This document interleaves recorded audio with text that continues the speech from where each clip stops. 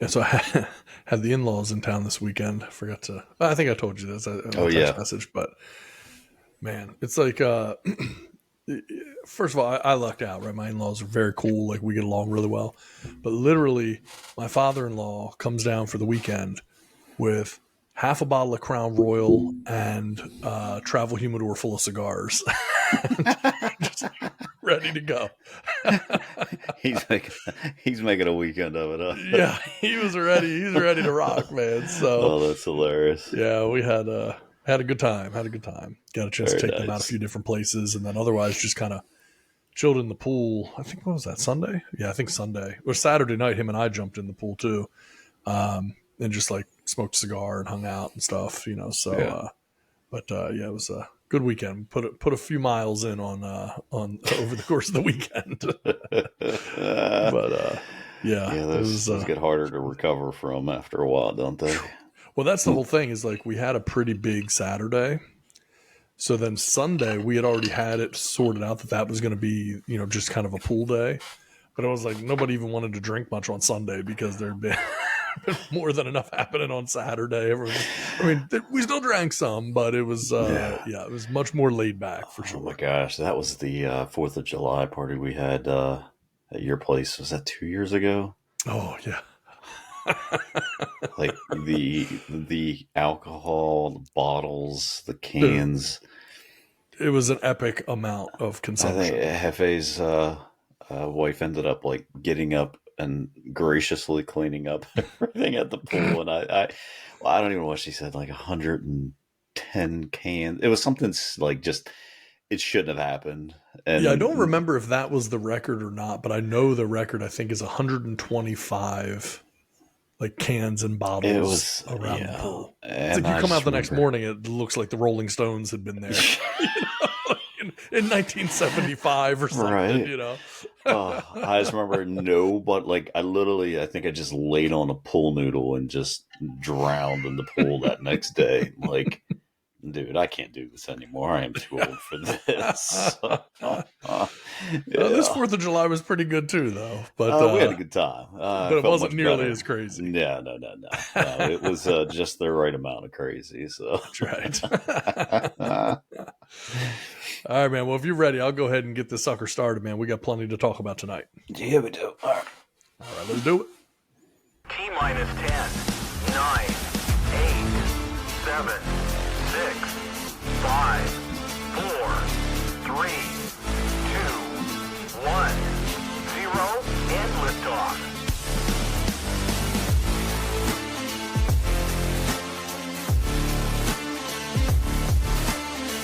That's right. Welcome. I don't know what's happening with our fading here. Nothing's fading as it's supposed to. So having some issues, but we'll get that fixed. I'll fire the sound guy. But welcome everybody. You get the Horn Show. Tad and Jeff here, and good to see you, bro. Yeah, man. You too. How was the weekend? You guys getting anything? You know what? We dog sat. Yeah, my brother and sister-in-law have a bully. It's like 3-4 months old. So yeah, we dog sat. It was nice though. He's a good dog. Nice. Well, that's good. Then didn't destroy the house or anything. No, my dog enjoys having company. So yeah, he was having a good time with them. Nice.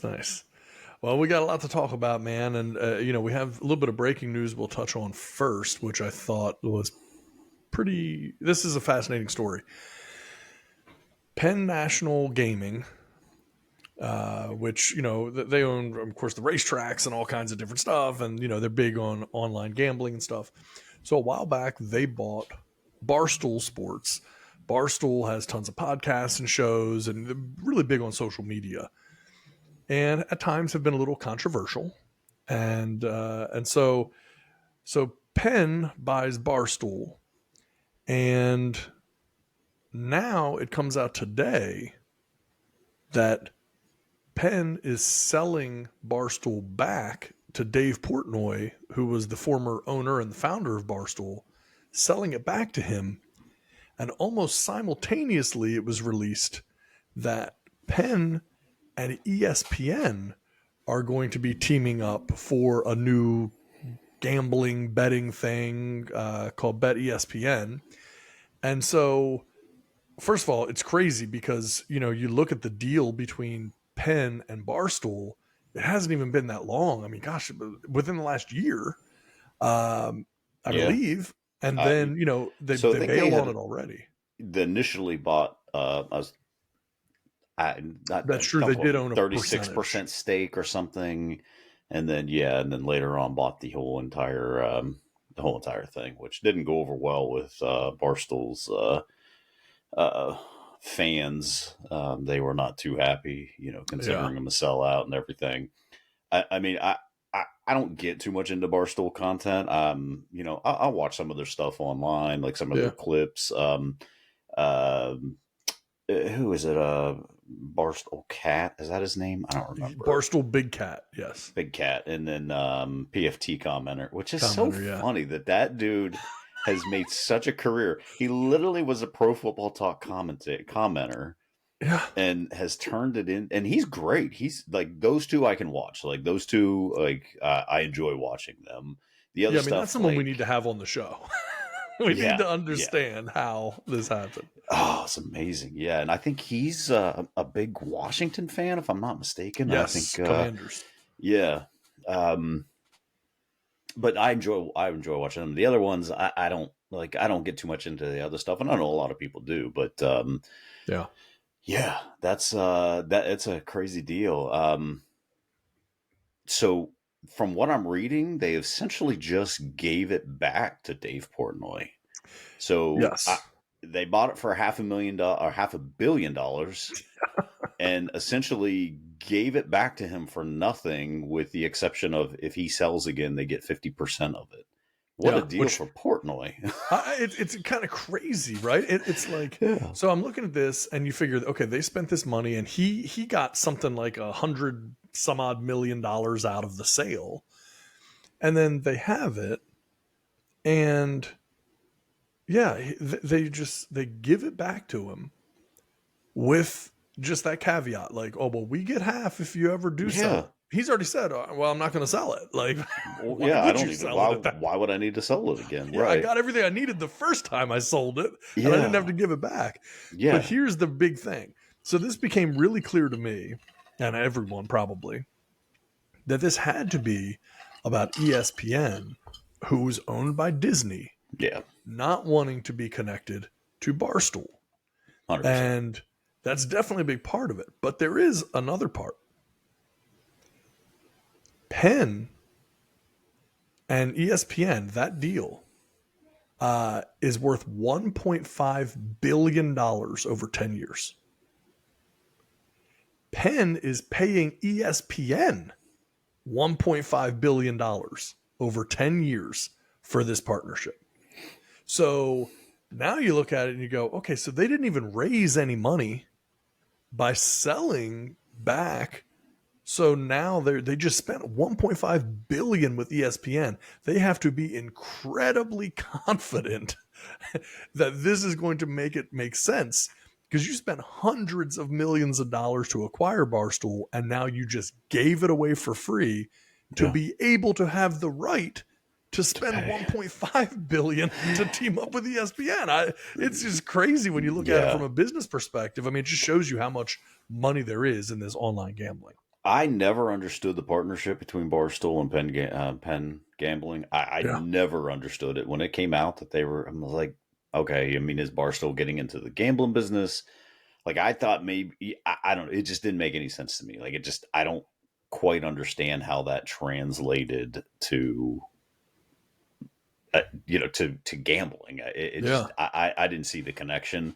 But there's a lot of things I don't see connections to that I don't understand. Like, Pat McAfee and his partnership, like that one didn't really make a whole lot of sense to me. FanDuel, I believe. Like that one didn't really make much sense to me. But it's like these gambling sites want to be involved with these, these online format, shows, maybe just to promote, I suppose. You got a lot of people watching and listening that you can promote on there a lot. I guess that's about the only thing I can think of. But I mean, I also think it's your core audience, right? Like if I'm a gambling site and I'm really trying to get sports gambling people, the sports gambling people are largely the sports fans. So I guess it's like that's my targeted niche audience. Like that is my core demographic.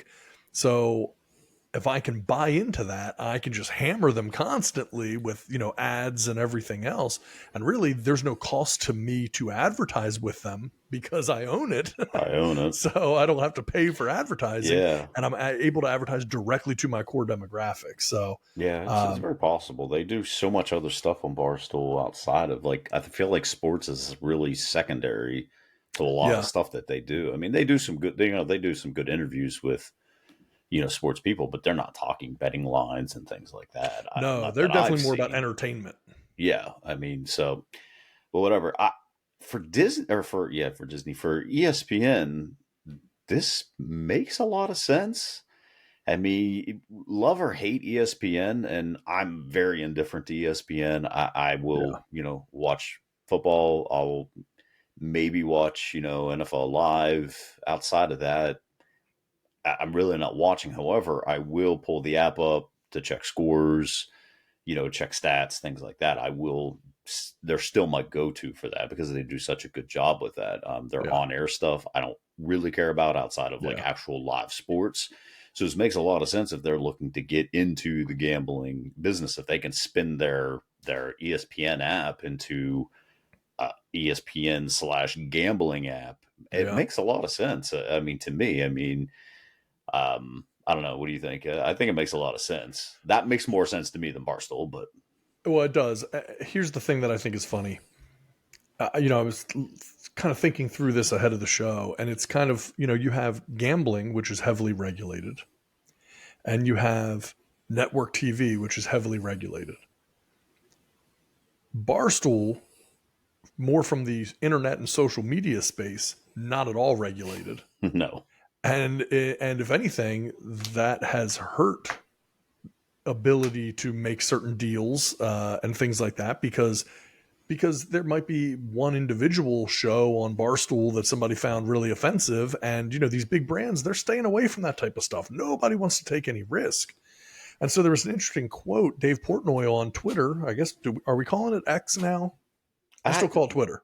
Yeah, I'm not sure how you're supposed to. The one article I read, and I want to think of it, was like Forbes. They actually about the sale was actually like X, formerly Twitter. So I suppose it is X. Yeah, but I'm never going to call it X. So. No, I can't. I'll be years away from actually calling it X. But Portnoy went on there and said, "We did this deal about 3 years ago," meaning the deal between Barstool and Penn Gaming.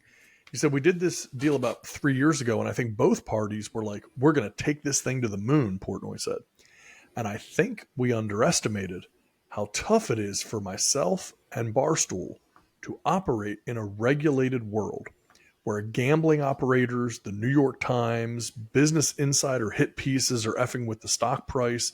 Every time we did something, it was one step forward, 2 steps back. We got denied licenses because of me, you name it.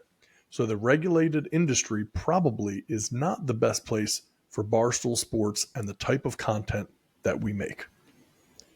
And look, I mean, Portnoy is always like, he's always like that, though. I mean, it's always someone else's fault, and well, just clean your content up if that's what you need to do. It's just. But we do talk about it even on this show, where it's like, we know if there are certain topics that we touch on, advertisers don't want to be part of that. YouTube, when because the show is a podcast, but it's also on YouTube and different platforms. YouTube, a lot of times for our clips or our segments, they don't want to run advertising around them because we talked even about something that might be historical record, historical fact, a crazy story or a newsworthy story of some sort of like murder mystery or whatever, true crime type thing. YouTube won't touch that stuff. And, so you do have to look at it and think, okay, well, there is some difficulty there. Penn clearly was okay with that because they thought they were going to be targeting a lot more gambling and bringing more gamblers in. I've clearly never seen any numbers of Penn's growth during the Barstool era, but I do know their stock price didn't do anything great. Stock And it went has down. skyrocketed since they announced the deal with Yeah. ESPN and cutting loose Barstool. Yeah. It's really been shooting up today. No, that makes no, it all makes a lot of sense. Like I said, I think that partnership makes a ton of sense. It's just, it's another one of those things too, though. It's like, it's probably a whole different subject, but you've got all these football players and players being suspended for gambling, and everything now is revolved around these guys playing and gambling more so than it has ever been in anyone's lifetime. 100%. There's never been a point in time in anyone's life that gambling has been more at the forefront of just about everything that goes on, sports related anyways. Yeah. And, these guys are going out here making bets and getting suspended. And it's like, man, this is like, you guys advertise this, and these are the guys that you're essentially betting on, whether it's a team or a player or whatever. Right. You partnered with them. Yeah. So you're partnered with them, but you're telling your people that are being bet on, like, nah, you can't partake in this. So it's quite the double standard. And it's, now you hear of like, there's a supposed like this, secret ring of gambling that's been taking place. And there's a lot of high profile sports athletes that are involved with it. So I'm waiting to see if that ever hits the fan, but it's funny, but it at least makes sense for ESPN to be involved with that. So I'll be curious to see how it goes. I mean, I've made a bet or two here and there. I mean, I'm not real big on it because I'm terrible on it. So I mean, I try not to waste too much of the family's money on betting. So, well, here's what's interesting too: is what does this mean for DraftKings and FanDuel? Because they previously advertised with ESPN in order to get their odds and their product in front of sports fans. So here's what's funny. In the aftermath, and this is when we're talking about the aftermath, when we're recording this news came out just a couple hours ago. So this is very new. DraftKings shares fell nearly 10% in after hours trading after the announcement came out. So in a press release, ESPN said ESPN Bet will become the network's exclusive sports book, and Penn Entertainment will receive odds attribution, promotional services inclusive of digital product integrations, traditional media and content integrations, and ESPN talent. I'm sorry, man. I'm all over the place. And ESPN talent access, among other services that collectively generate maximum fan awareness of ESPN Bet. And ESPN chairman Jimmy Pitaro said in a release, the strategy here is simple: to give fans what they've been requesting and expecting from ESPN. Penn Entertainment is the perfect partner to build an unmatched user experience for sports betting with ESPN Bet. So ESPN is also turning away a lot of money by taking this deal, because now DraftKings isn't going to advertise with them. FanDuel isn't going to advertise with them, but it does drive those places to have to move to someone else. And so it's it's going to be very impactful for the sports industry in, I think, a whole bunch of different ways. Yeah. I mean, it just has to be done right. I mean, because, the market is so saturated with sports book stuff now. I mean, DraftKings, FanDuel, Caesars, PointsBet, or whatever, there's 15 million of them out there, so it's ESPN is just one more now. They're a big name, but it's, if it's not done right, or if it's, clunky or whatever, they could lose themselves a lot in that too. So, they'll have to do it right. But I mean, they're positioned to do it. And for ESPN, I think they could do it well. We'll see. It's funny that the guy says, hey, we're giving what the fans want and deserve. And I'm pretty sure all the fans want is just to hear sports and not political commentary on every single show. But Yeah. that might just be me that wants that. So. Well, it's really crazy because when you're looking at this stuff, I mean, ESPN honestly has not had great success when it, involves their apps and all of these different things. No. They had so many things. Remember, they tried the ESPN phone thing. Oh, they had their man. own phone service. Then, they've done the ESPN. They had it something else, the ESPN app, and then they changed it to ESPN Plus, and then they try to do paid content with that, but they'll bundle it with cell phone providers like Verizon and stuff for you to get free ESPN Plus and all kinds of stuff. But they never seem to get traction at all.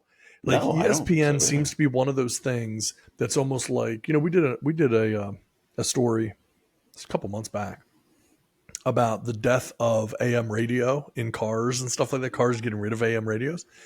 And this is the kind of thing where it's like there are certain things that, radio does really well just because you're a passive audience. You're in the car, right? So you're going to turn the radio on. I almost feel like in some cases, ESPN's success has been people are familiar with them, right? They were first to market and they're on TV. They're there. So when you're flipping through and you're looking, you don't have to try to find that regional sports thing that's going to show you a score. You can go to ESPN and you get it all. But when you start to put them in a destination, it does not seem to carry well for them. People aren't really reading and following things like the ESPN app and the ESPN. Man, they're trying to build out their podcasts and all these things, but they just don't seem to get a ton of traction with that stuff. So it is interesting that maybe something in their research makes them think that, that gambling is a little more sticky and keeps the fans with them longer. I mean, I would think that would be the case. Like I said, I'll be curious to see how they compete with like DraftKings, FanDuel, and those, because they seem to have, at least from my experience, they've seemed to have done it right. So We'll see. Yeah, I'll be very curious. I mean, have they given a time frame? I mean, I know this is all brand new, but how fast they want this thing to come out and be ready to go? I mean, we're looking at football seasons here, right? So it's it seems like that should have been a deal that should have been done in the summer and maybe been prepared for it. But I guess you got basketball coming up and different things. So, well, they say that as part of the deal, the companies are going to launch a branded sportsbook, ESPN Bet, this fall. So it will happen this fall in 16 states where Penn currently operates mobile sportsbooks. And then Penn will pay ESPN $1.5 billion over the next 10 years. And they're going to grant ESPN warrants to purchase 31.8 million shares of Penn worth $500 million, which will vest over the same period. So essentially, they're letting ESPN buy into Penn, and they're spending their money with ESPN. So they're hopeful that $1.5 billion that Penn is giving ESPN, the ESPN's going to take some of it and turn right around and buy Penn stock with it and keep them elevated as well. I wonder how much stock Portnoy got from Penn, because he's had to, like, that couldn't have been an all cash deal. I'm assuming that had to be some stock involved in that. So he's going to make out really well. Yeah. I mean, this guy is he is sitting pretty, man. And I don't know the details on that. It's a great question. I'm not sure. Don't know. Yeah, that would be an interesting one, but he is look, I mean, people knock the guy. I get it. I don't really care too much one way or another about Dave Portnoy, but I will tell you one thing. The guy has built very successful things. I mean, Barstool alone, who in the world would think that you build that up to selling for over $500 million and then they give you the company back for free? Secondarily, during COVID, he started creating those pizza reviews. He became the most powerful, most watched, most influential pizza reviewer on earth. This dude had the ability to go in, stand in front of a place, have a couple bites of pizza, give it a score, and it became a destination. It still does. becomes a Yeah. destination for people from all over the country to go check out these places, and they track Dave's score. There's nothing about him that makes him a pizza expert. He's just a guy that eats it. And then it's just like people that flock. So it's like when this guy, for whatever reason, when he gets involved, it does seem to work. Yeah. Yeah, no, So, it's he's definitely built quite an empire for sure. And I know during COVID he was helping out a ton of small businesses and stuff. So yeah. you can't knock him for that. I mean, even if it's for publicity or clout, as the kids say, Right. It was still a good thing that he did. So it's hard to knock that for sure. I mean, he's not my cup of tea, but I would still listen to some of the stuff they do. I still follow him on Twitter. It's just not, I'm not gonna, I don't even know. Do they have a website? I'm assuming they do. I've never been on it. So, I know, me either. Yeah. So it's just not, I don't even know what half the content is that they have. I've seen some stuff and it's been fine. It's been good. So, yeah. Hey, this will be very interesting to see how it goes forward for both, Barstool and for ESPN and Penn. So, yeah, very true. Very true. Well, as we wait to see what happens with that, let's talk about another crazy sports situation right now, which is, and this is one of the weirder ones. This is one that seems so innocuous that there's no way that this could turn into a story, and it has blown up. The Baltimore Orioles, who are going through one of their best seasons in recent history, they are first place not only in the American League East, but in the entire American League. They have the best or second best record in all of baseball, depending on when you look at the standings. And things are just booming. And then the other day, news comes out that they suspended their announcer. And you would think like, okay, well, what the heck did the guy do? And it doesn't really make any sense because he doesn't, like, the announcer was talking about the Orioles. This was going into a game against the Tampa Bay Rays. And he's just talking about the fact that they've struggled against this team in recent years. And they have the opportunity now to do something that they haven't done in several years to win a series. And look, this is still a really good Rays team. So this isn't like the Orioles are beating them at a time when they're, really bad. Like, this is still an excellent team. Oh yeah, they were first place pretty much. I mean, they were the hottest team to start the season. Still, I don't know, 22 games above 500 plus 147 run differential. They're a phenomenal team. Yeah, they're very high. So yeah. Yeah, and then it's just kind of like he comes out of the, he says this, which again is nothing wrong. I mean, I've listened to it several times now. It's been all over the news. And like, there's no way that anyone listening as a baseball fan of either team or just a casual person observing would have heard those comments and ever thought anything about it. Like, never would have had a reaction, never would have had a thought about like, ooh, that was a tricky comment. He said, man, I don't know, he's taking a shot at the team. Not at all.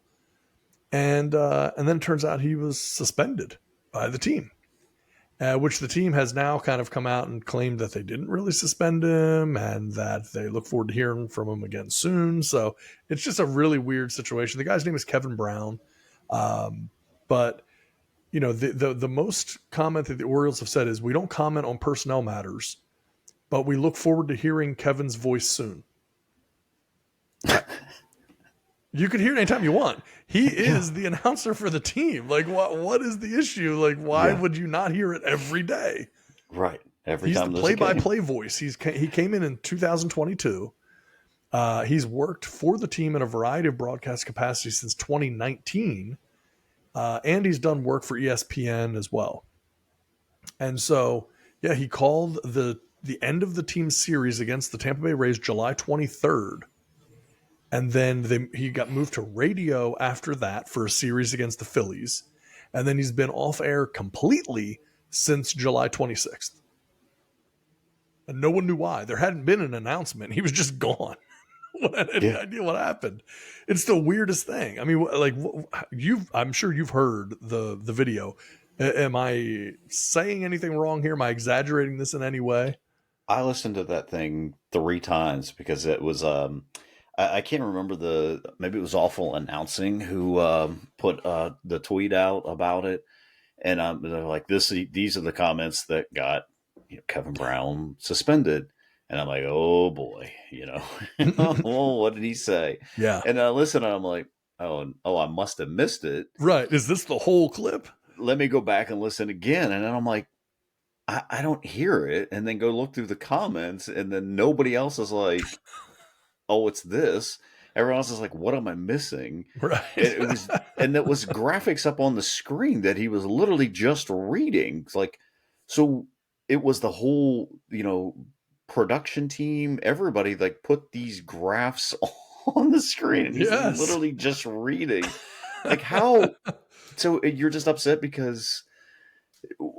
What? Like, I don't even know what Peter Angelos would even be upset. Pointed out the struggles that they've had in the team? past. Yeah. But you're saying that in relation to how well they're playing now, and that they have, like, you have to give some historical perspective, right? It's like, anytime two teams are playing each other, you see it in football all the time and in other sports where it's like, oh, they've lost 7 of their last 10 to this team. They haven't beat this team at home since 2016 or whatever.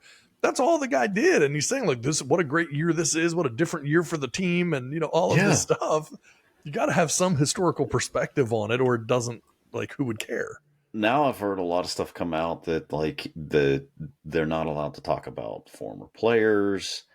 They're not allowed to talk about payroll, even though like they have like the 28th Right. the 28th lowest payroll in the big leagues.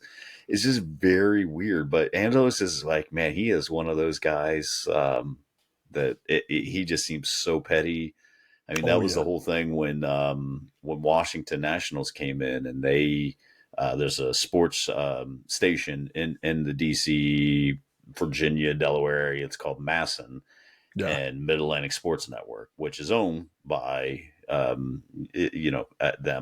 And so they come in, and there was this whole big deal about them splitting time on this. So now there's Masson, and now there's Masson 2. So he's a very, very petty guy. It's just, dude, like your team. They're talking about your team, not about how cheap you are, about how like inept you have been as an owner, or none of that stuff. They're talking about how good you are, and now you've got other announcers from other teams coming out in defense of Kevin Brown and just saying what a disgrace this is. And it's like, man, you're ruining. Yes. You're ruining just this magical season going on. Yeah. Like, why would you and now you're just muddy it with this? Yeah. Now that's all anyone's talking about. They're not talking about, any of the players on the Orioles. They're not talking about any of that stuff. They're now only talking about this and your absolute pettiness. It's just unbelievable. It's just another owner that just can't get out of their own way. Because this obviously didn't come from the general manager. What does he care? Right. Like, this has to come up only from the top. So you're just ruining. Like, why? Just why? Keep your mouth shut, man. Just enjoy the run. You finally have attention on you. Like, so maybe in past years you could have done this and no one would have paid any attention to it because nobody was. There were like 6,000 people at the game, and the team was 50 games under 500 or whatever. But now you have attention on you. Now you're being treated like a legitimate team.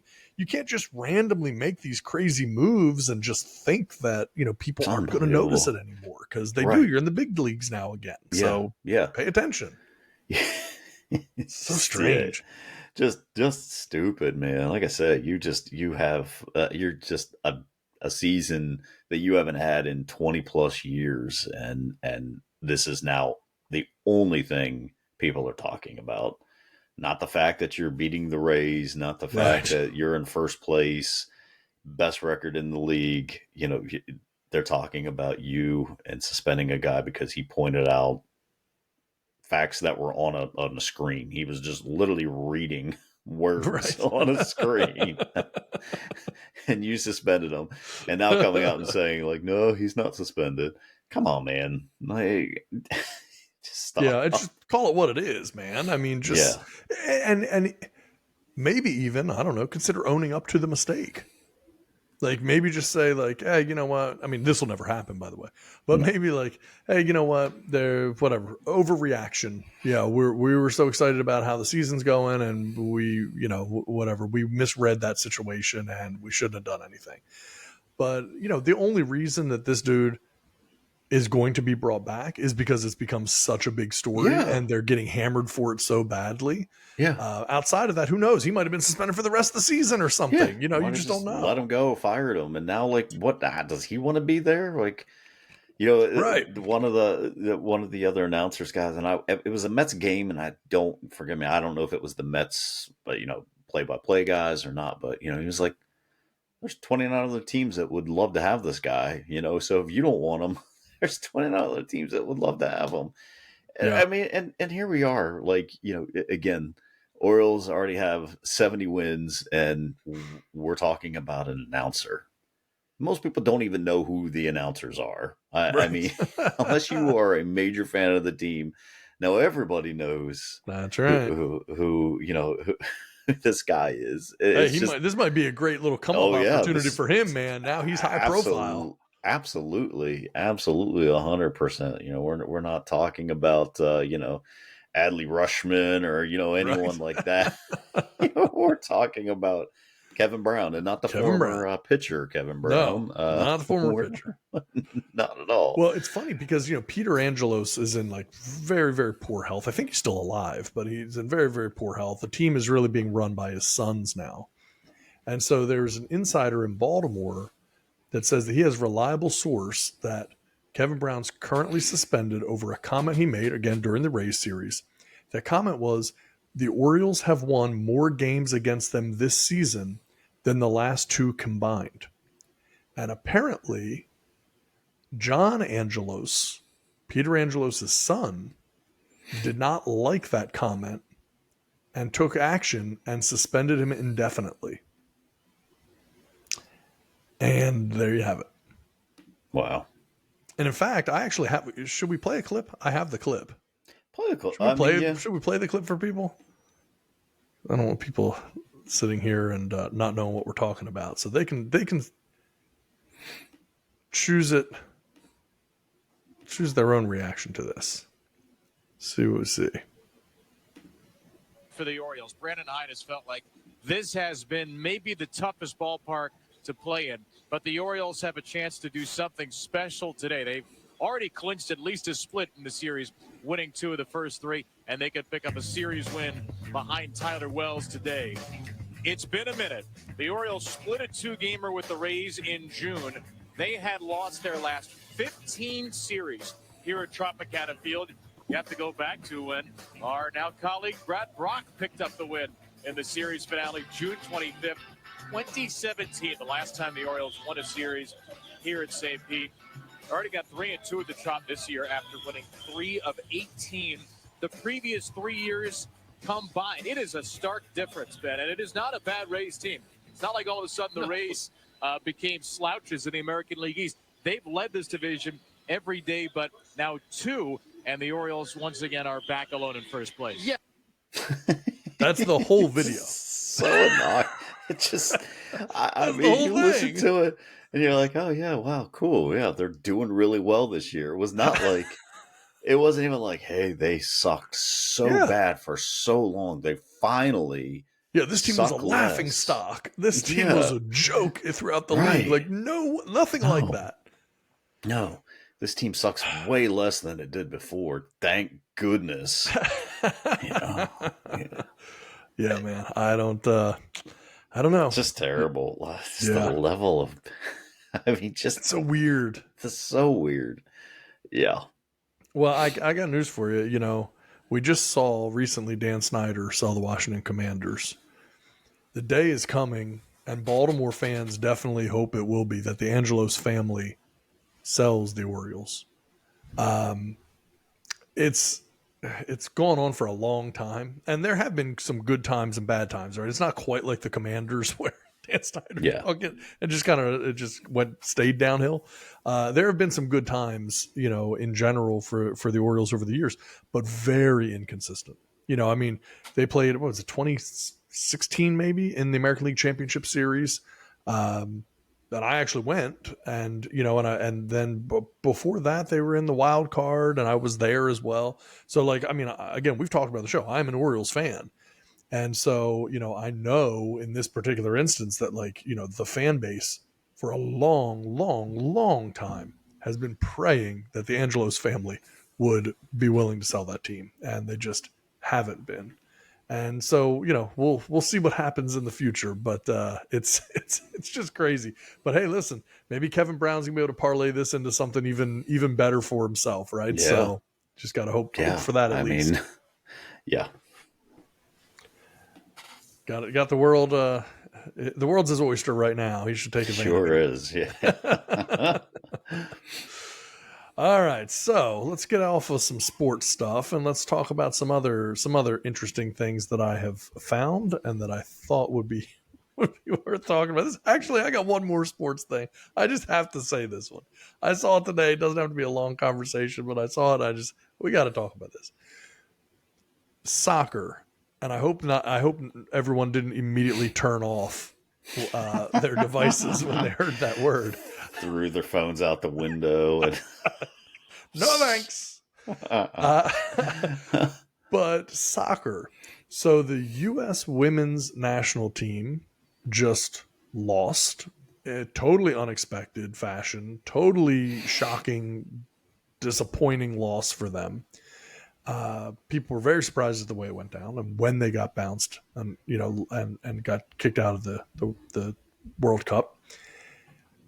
So I saw this, that believe it or not, Megan Rapinoe's missed penalty kick that led to the worst USA Women's World Cup finish in history was not the team's most humiliating performance.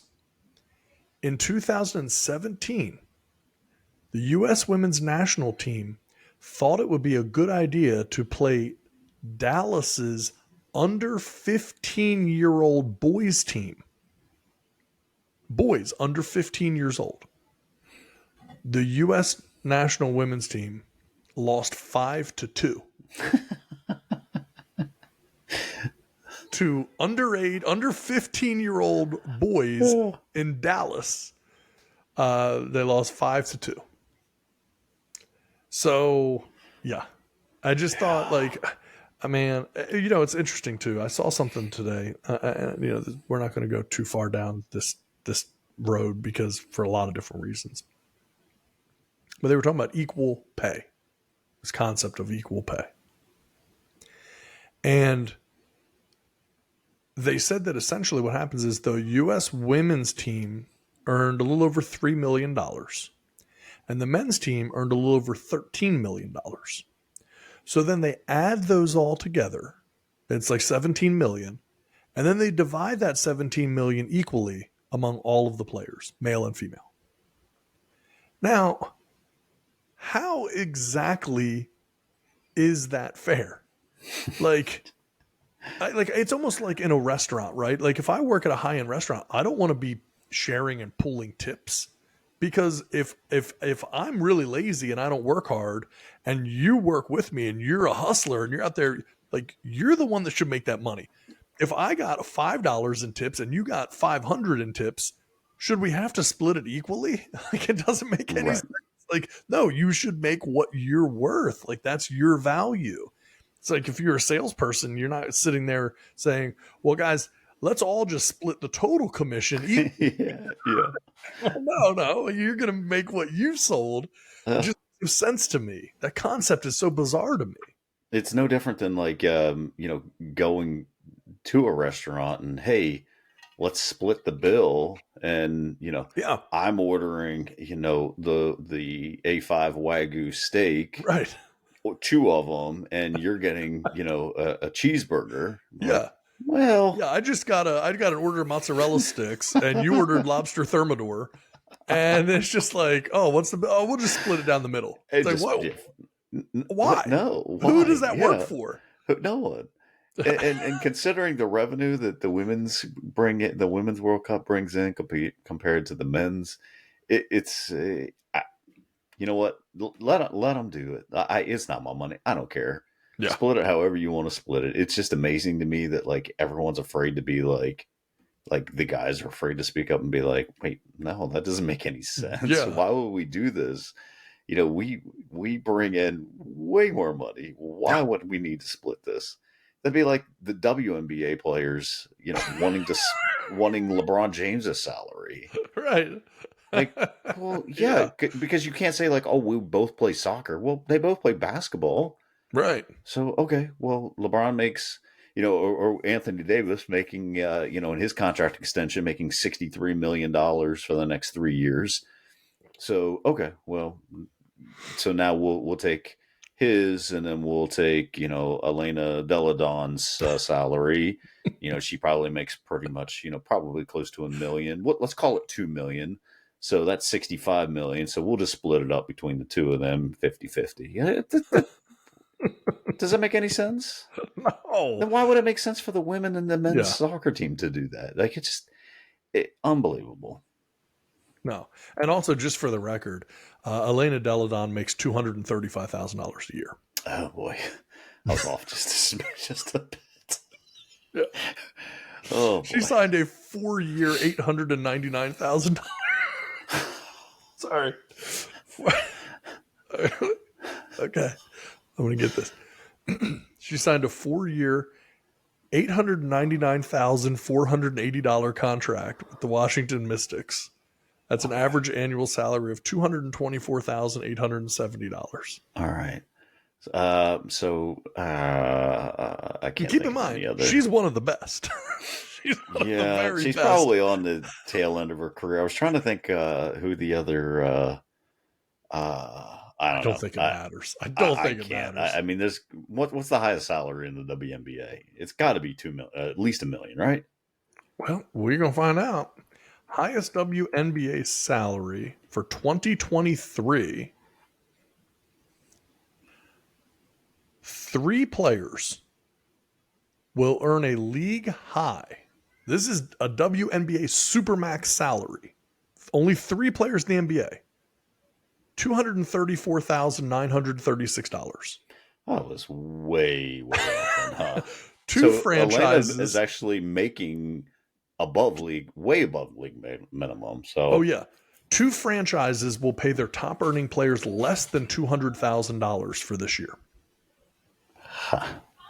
So 3 players in the league will earn, we'll call it 200. I'm going to round up and call it $235,000.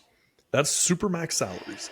Another 17 players, 7 of whom are the highest earners on their respective teams, will get $200,000 or more this year. 2 franchises, the LA Sparks and the Atlanta Dream, don't have a single player making $200,000 or more for the season.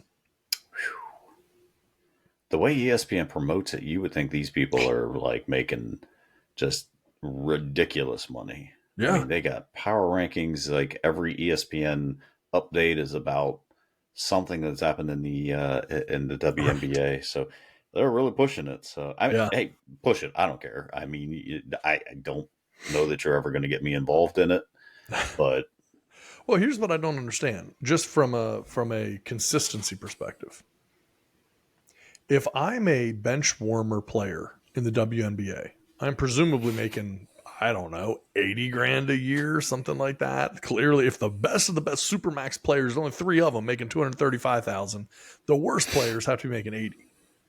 So why wouldn't I be saying, well, ladies, why don't we all just put all of the money into a pool and split it all evenly, right? Like, why don't we all make $120,000 a year? That's a raise for me. It's a cut for you, but it's equal for all of us. Like, isn't that equal pay as well? Like, am I oversimplifying that? Like, nope, if you 100%. Want equal pay, why is it only being benchmarked against other leagues and in these cases other genders?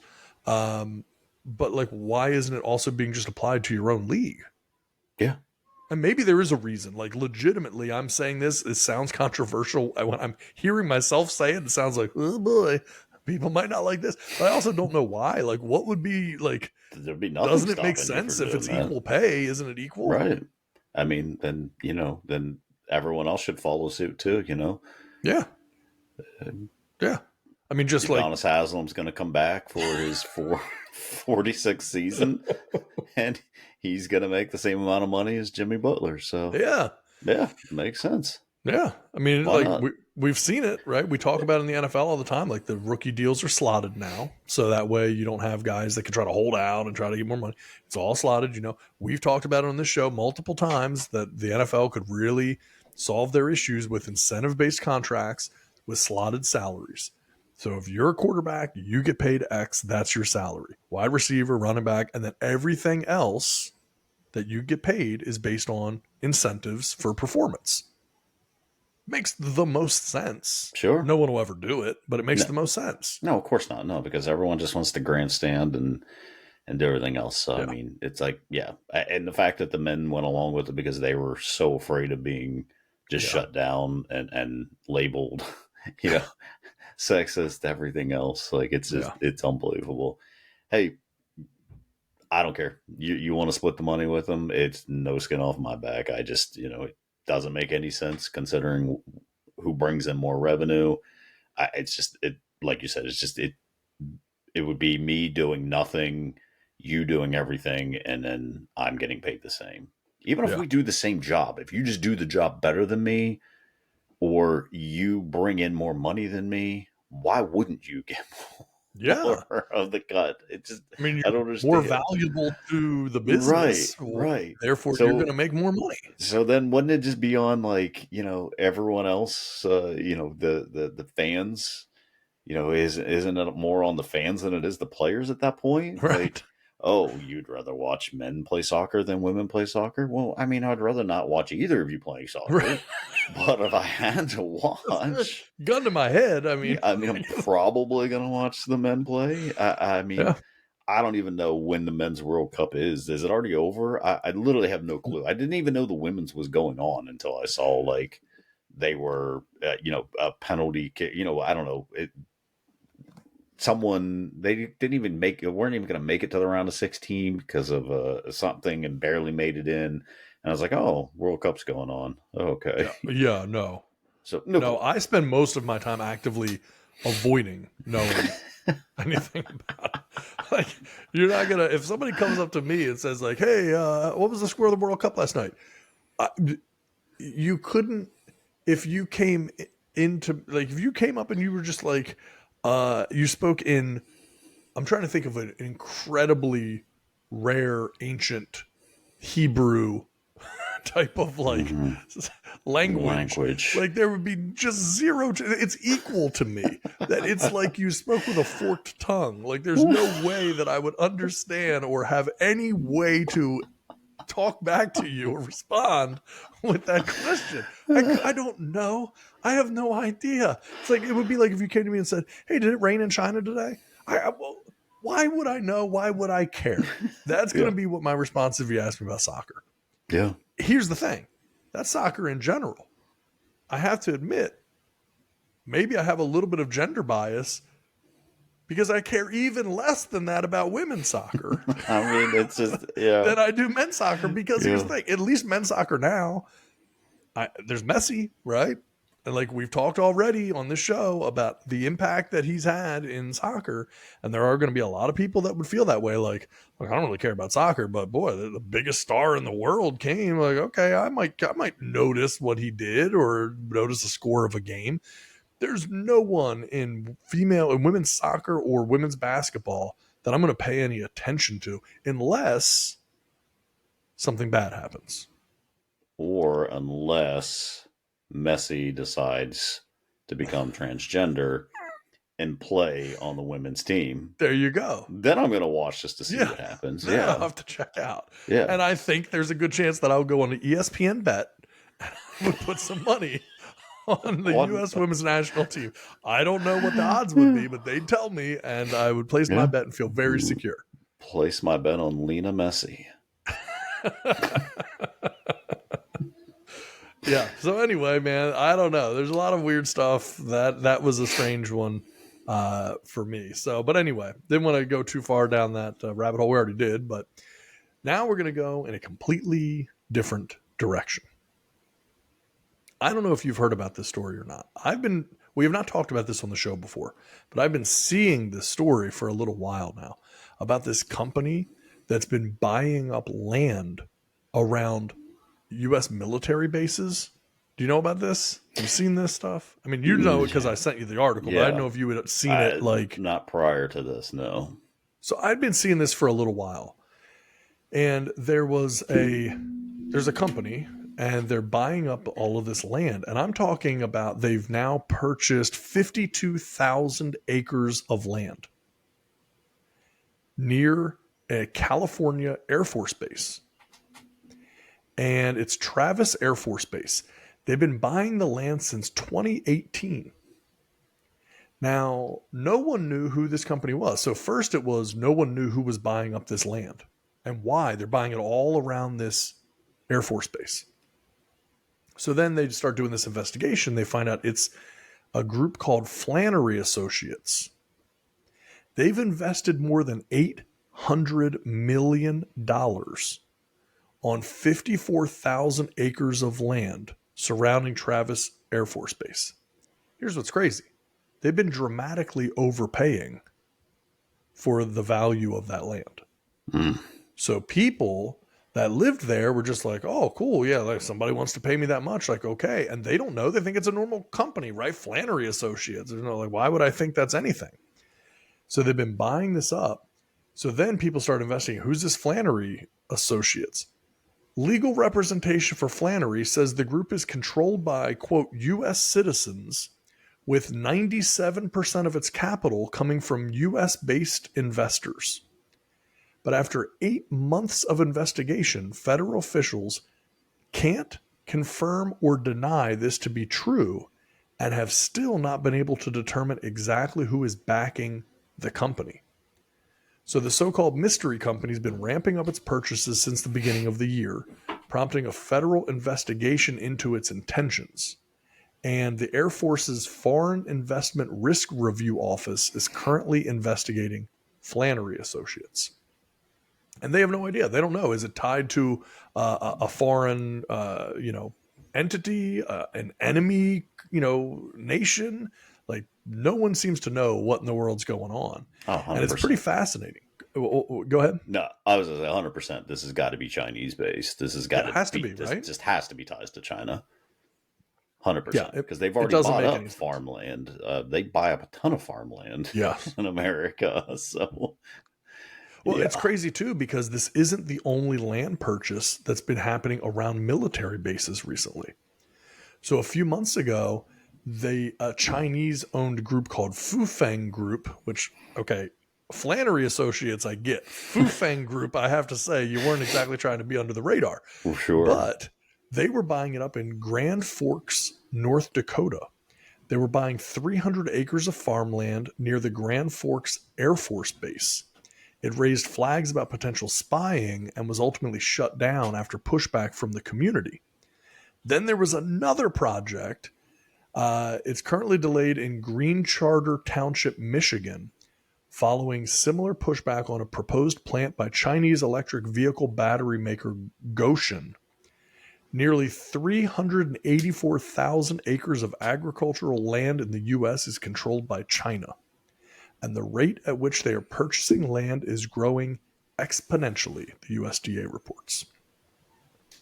Chinese ownership of American farmland has increased 55% in the past 5 years.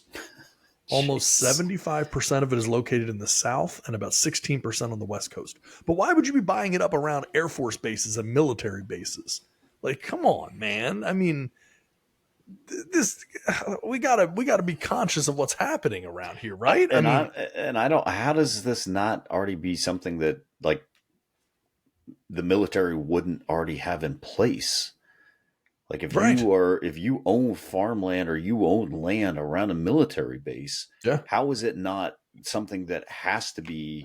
I mean, you have the whole, eminent domain where they can just pretty much come and pay you and take half of your, take half your land if they want to, right? To put put in 3 lanes of traffic. So how is there not anything to do with that as far as sales that have to go through someone to be, to vet it out? Because that has to be a real consideration that Yeah. You'd hope. I mean, we've already saw the spy balloons go up, and, Right. and we weren't going to talk about that, and no one knew what they were, but we already have those going up. What Yeah. causes them to not do other things? I mean, you're buying it up around the military bases, like, oh no, we really are into asparagus and And airplanes, and we just like and sitting out airplanes. here It's farming our fun. asparagus and watching planes. Yeah. But here's what's crazy: the plot actually thickens because now the Flannery Group or Flannery Associates is now going and suing all of the farmers that they bought the land from. And the reason is because they're saying that the farmers all conspired to sell the property to them for higher than market value, intentionally ripping them off. So this is real. So here's the thing. They have been in contact with families of farmers who handed over their land to Flannery, saying that they didn't want to sell in the first place. But since no California laws required them to sell, the land was bargained for by both parties at a much higher price. Like I told you, they were buying it, above normal value. Flannery is suing those families for $510 million, accusing them of conspiring together to inflate the value of the land. They say that it's a suit designed to force the farmers to spend tens of thousands of dollars on lawyers and maybe at the end of the day bankrupt themselves. And that's already happened to one family that they've gone bankrupt. And people just can't afford to pay for all of these attorneys. So attorneys for Flannery say that this is a, quote, simple case about a group of wealthy landowners who saw an opportunity to conspire, collude, price fix, and illegally overcharge Flannery. But meanwhile, Flannery's the one that came to them in the first place wanting to buy the land. So it's just like, what is going on? I don't understand. Like, what if everyone gets together and says, yeah, hey, if they really want to buy our land, then we're not going to sell unless it's this price. Yeah. You either accept it or you don't accept it. So are these the people that like they're suing because they weren't selling the land? I don't understand. If you got your money, now you're trying to just bankrupt them of their money. I know. It makes no sense. sense. It's like, so Flannery bought this land for $800 million, but now they're turning around and suing the farmers for $510 million. And then presumably to bankrupt them of the money that they already gave them for the land. For what reason?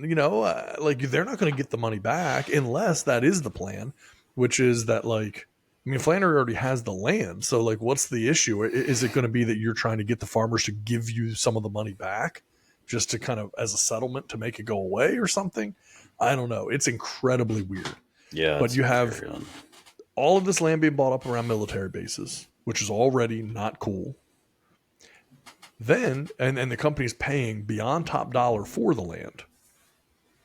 And then turning around now and suing the farmers who sold them the land in the first place.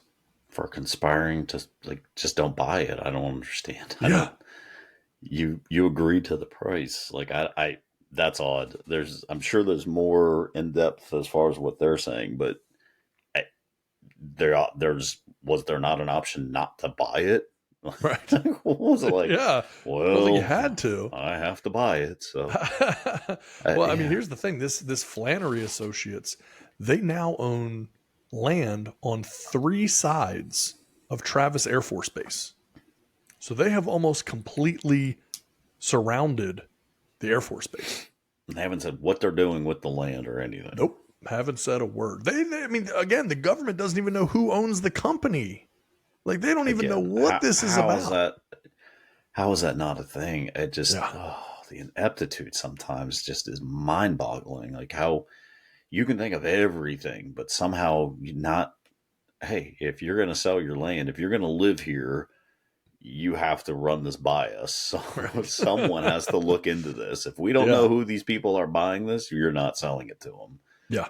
Doesn't seem that tricky. Whew. Yeah. So anyway, I just saw that and I thought, man, this is something worth talking about because it's going to come up. I don't think this is going to be the end of that story. No. Like, some things are going to come up somewhere along the line. There's going to be some issues. It's just going to happen. So, yeah. Anyway, got a lot of those types of things, unfortunately, going on, and it's until we start to like, it's Russia and it's China, right? I mean, that seems to always be the problem. It's always seemed, at least in our lifetime, that's always who we've been told to be afraid of is Yeah. the Russians and the Chinese. Yeah. I would say keep your eye on Canada, but that's just my opinion. That's right. Let's just walk right in. Yeah. We'll roll out the red carpet, freaking maple carpet.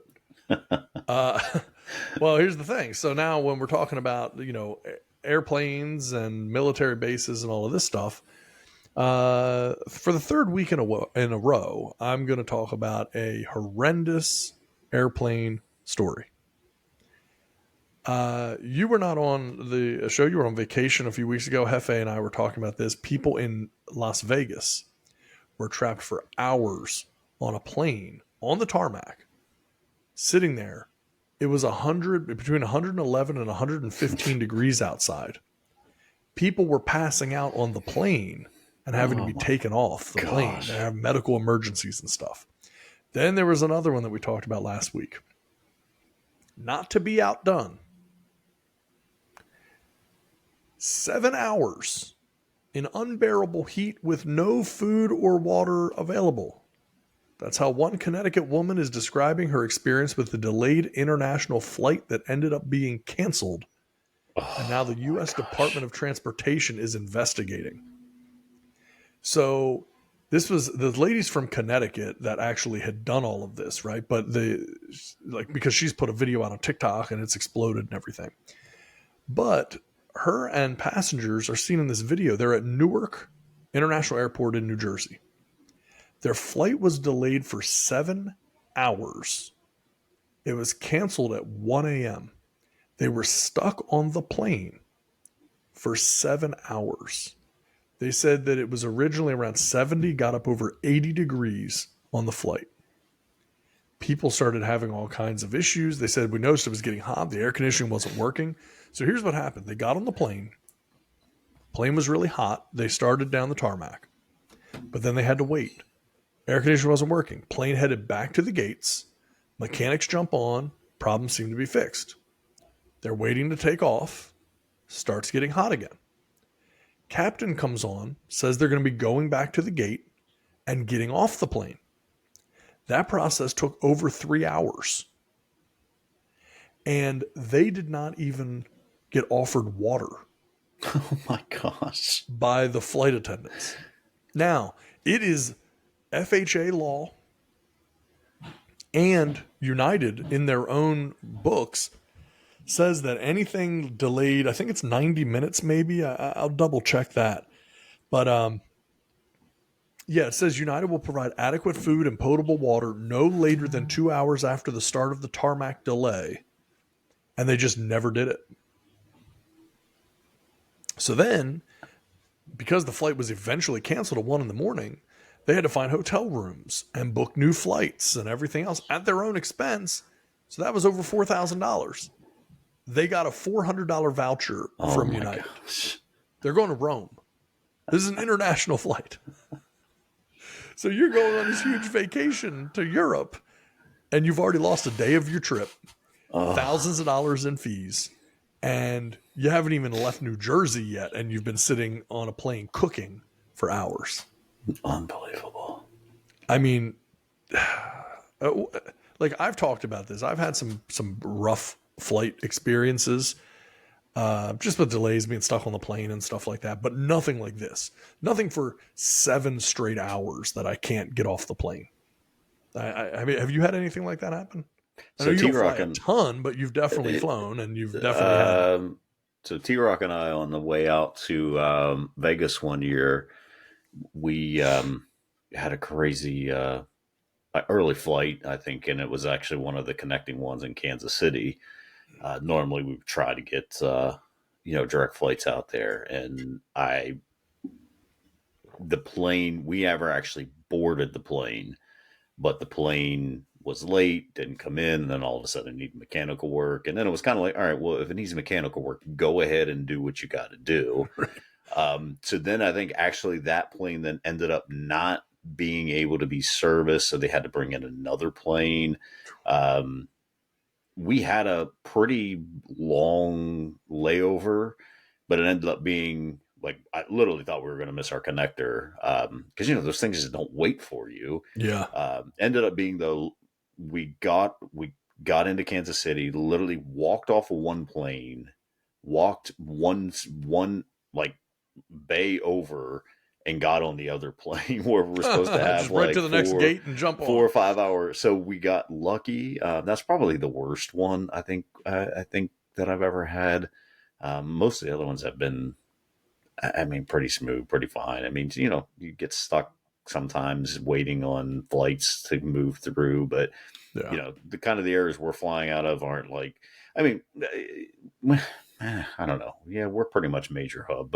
All the airports that we go to, there's 1, 2, 3, 4 that are relatively within easy driving distance of us. So I guess they're pretty major, but no, never had anything too major. At least we weren't on the airplane for the one that broke down. But yeah, that's just awful. And why does it feel like it just keeps happening more and more? And then how is it that like nobody on what you said, United? Like, how is it that nobody on United had the common sense to hand out water or to like what? Where is everybody? What are they doing? Like, who's not giving the orders to the flight attendants? Hey, hand out some water, hand out some snacks, and then again, why is it that they're not just getting them off the plane? What is the big deal about this? I don't understand what that issue is. Yeah. After an hour, just get people off the plane. I don't understand. It just doesn't make any sense to me.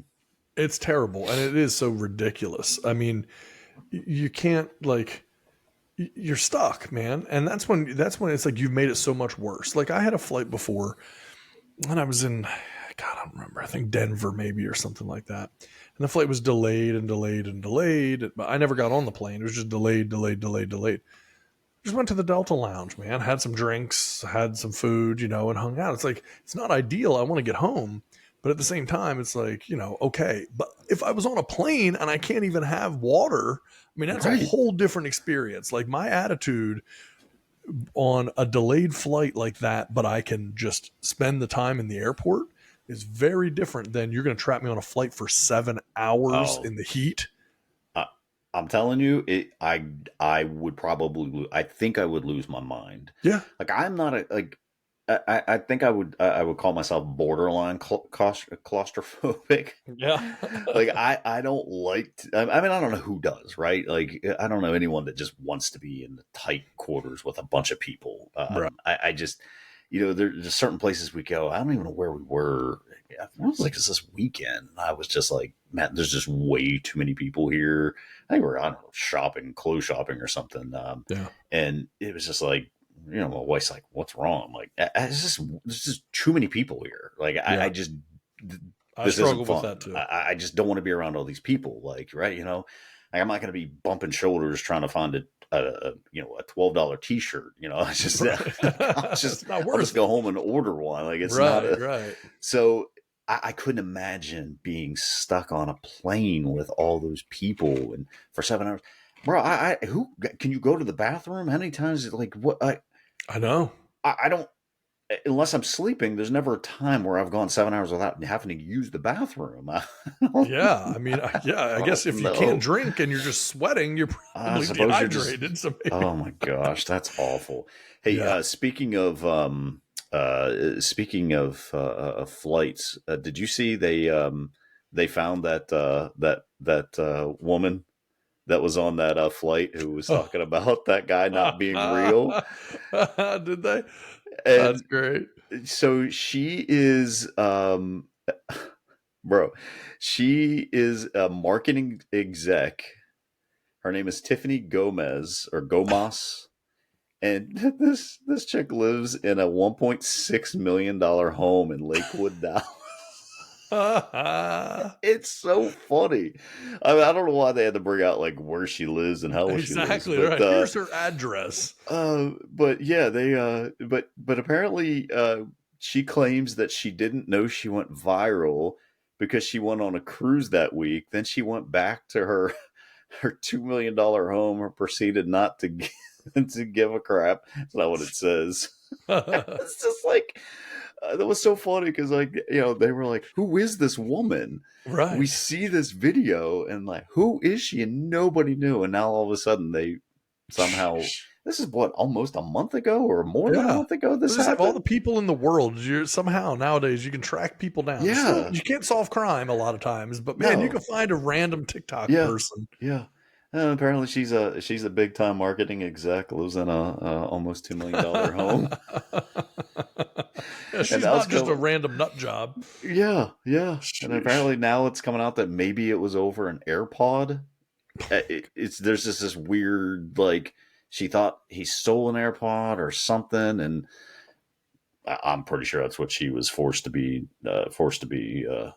telling people. Right? Yeah. Man, that's crazy. But yeah, that's what happens, man. You get on planes and stuff, people start going nuts. You don't know what's going to happen. Oh yeah, and babies going off and crying, people kicking the back of your seats. Yeah. Are you a seat? What's your take on reclining your seat? I do not recline my seat. It is incredibly rare that I will recline my seat.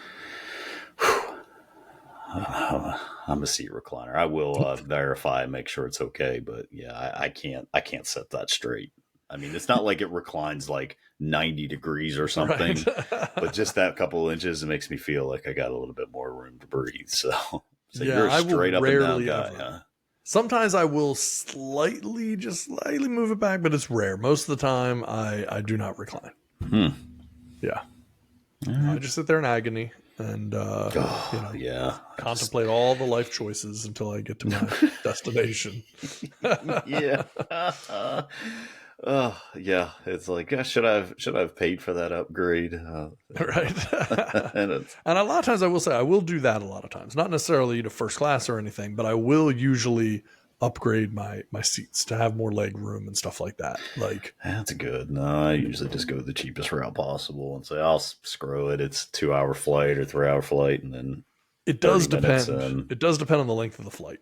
Like if it's a short flight, if it's just something quick and easy, or I don't know, 2-hour flight or something like that, no big deal. If I'm flying cross country or something, or even pretty long, then I'll usually upgrade it just to make it a little bit more pleasant at least.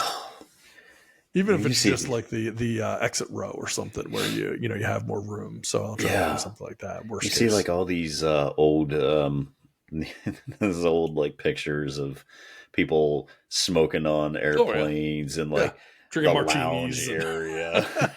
Meanwhile, everyone's like cramped in like this. Yeah, it's horrible. You just hate everybody sitting near you. You're looking around like, I want to choke that person. I can just envision myself murdering them right now. And the airline's just squeezing every single inch out of that airplane to try and make it, get as much money as possible out.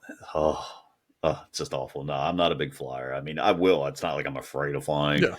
I just, if I don't have to, fun. I'm not going to. No, it isn't fun. It's not anything. No. There's nothing enjoyable about it. That's not for at sure. all. Well, what do you think, man? Should we get into a little quick hits? Let's do it. All right, folks. It's America's favorite segment here. Quick hits.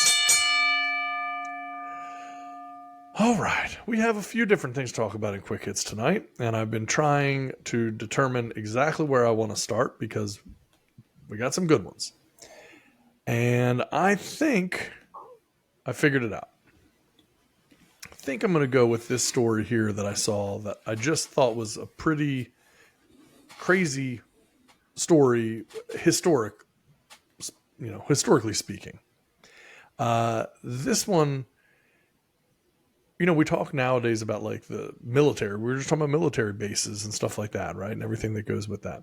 So this, in May of 1861, 9-year-old John Lincoln Clem, they call him Johnny, ran away from his home in Newark, Ohio to join the Union Army, but found the Army was not interested in signing a 9-year-old boy when the commander of the 3rd Ohio Regiment told him he wasn't enlisting infants and turned him down.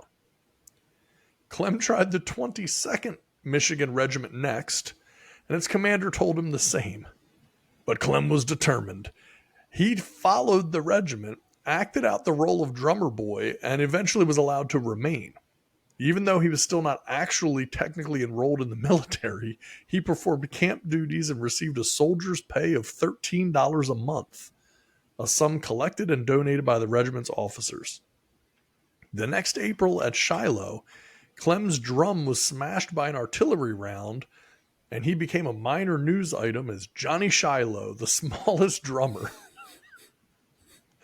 A year later, at the Battle of Chickamauga, he rode an artillery case into the front and wielded a musket trimmed to his size.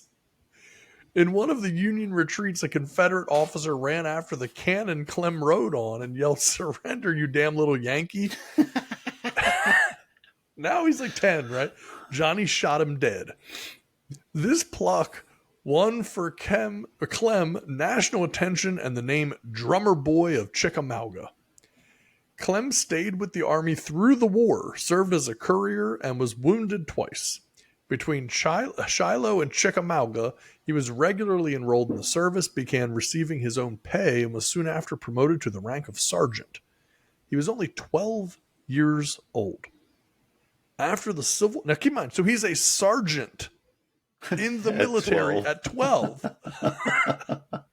So after the Civil War, he tried to enter West Point, but was turned down because he didn't have any education because he's been in the military since he's 9. He left home to go join the Army at 9. Of course not.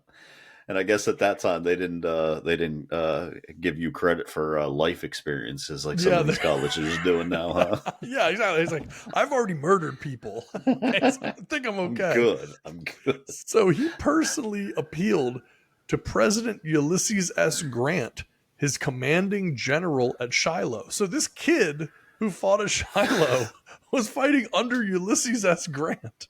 Oh my gosh. So he got so eventually his personal appeal won him a second lieutenant's appointment in the regular army on December 18th, 1871. And in 1903, he attained the rank of colonel and served as assistant quartermaster general. He retired from the Army as a major general in 1916.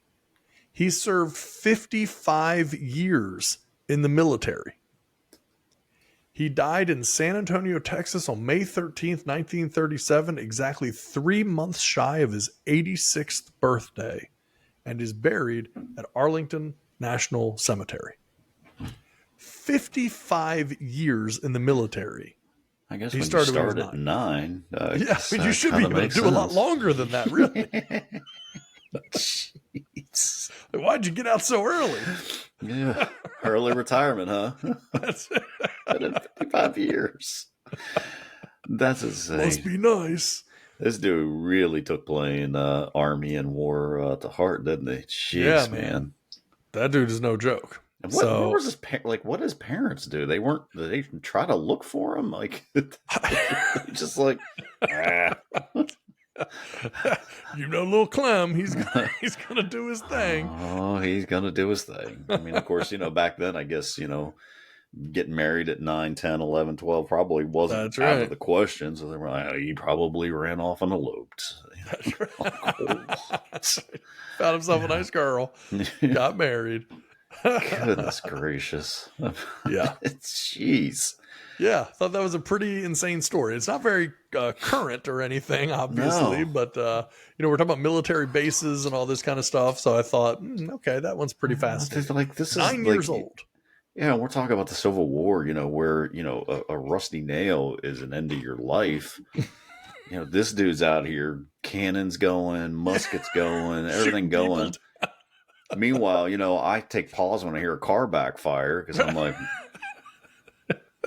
"What the heck was that?" You Yeah. That's crazy. Yeah. Pretty. That's a love of, is that love of country or the love of war? I don't know what love of the North. That's love of just physical violence. I guess maybe he's just a really violent guy, and maybe better off that he was in the army because could have turned out to be a serial killer or something. That's right. Jeez, man, that's crazy. Yeah. I mean, I guess I probably wanted to be a lot of things at 9. Maybe I should have just gone and done it. I mean, yeah.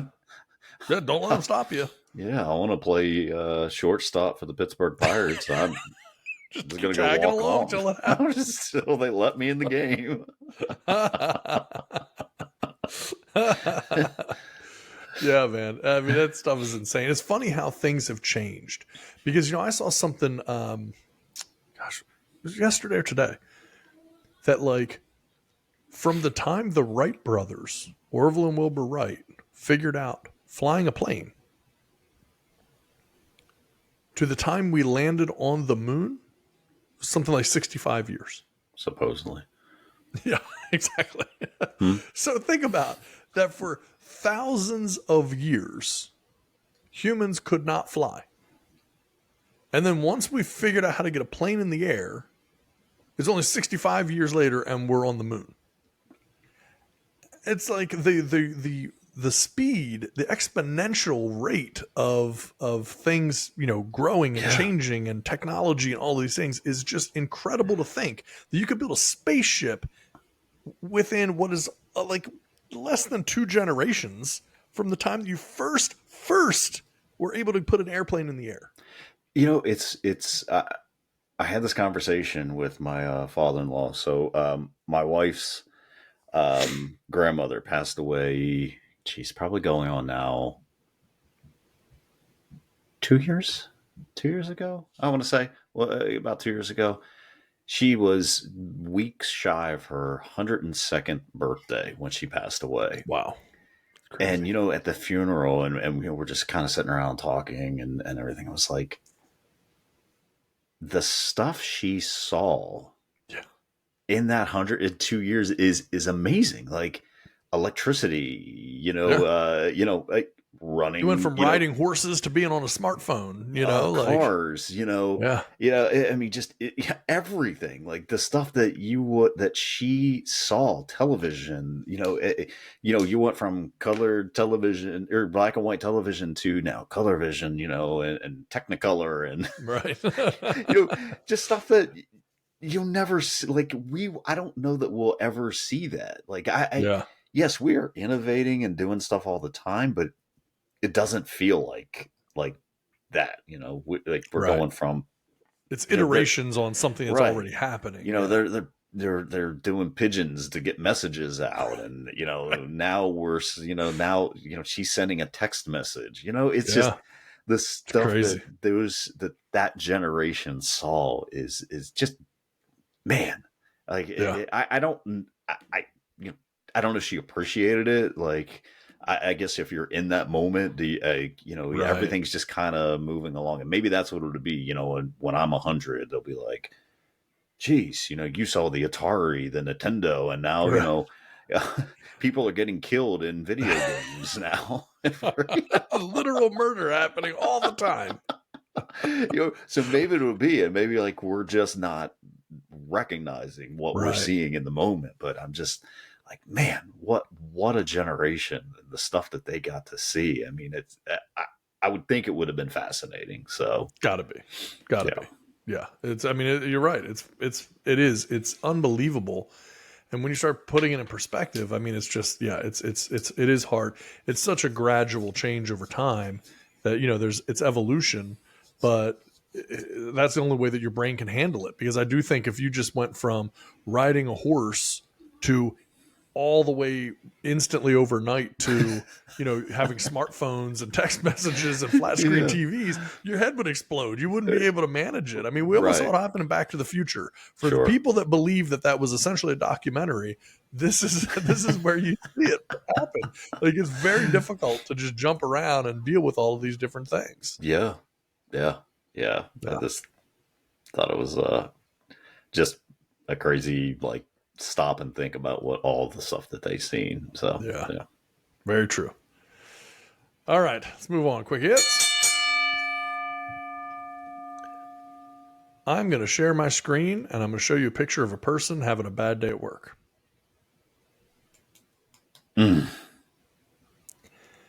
That person is guarding the tomb of the unknown soldier at Arlington National Cemetery during a tornado watch. 60-mile-an-hour winds, torrential rain. You don't think about the fact that that person still has to stand guard at the tomb of the unknown soldier. So then, it's like, what's that like when you get home that day? It's like, oh, honey, how was work? You know what? It really sucked. Honestly, it's just a really terrible day today. I just stood there in the rain. There was nothing else to do. Like, I had nothing I could do. Like, that's just a rough day.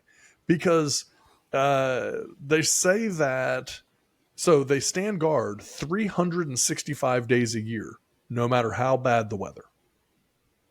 And they were getting wind gusts above 80 miles an hour, torrential rain, and frequent lightning. And he is just walking back and forth in the rain. Pretty impressive. Pretty impressive. How many hours do they work? Is it 24 hours a day? Yes, the tomb has been guarded 24 hours a day since 1937. That's insane. Yes. So the tomb of the unknown soldier, even by itself, is a fascinating story. Yes. But yes, the tomb of the unknown soldier has been guarded 24 hours a day since 1937. I'm very, I consider myself very patriotic. I consider myself a lover of America. You're a great patriot. Some people have said that. It's been said a time or two. I've heard it said. Yeah. I've said it. I just heard me say it. Yeah. That was the time. So, it's very, very relevant to this conversation. I may have exaggerated on the two part. I don't know, but I consider myself, I love America. I love this country. Is it necessary to do this? Like, I get it, but then at the same time, I'm like,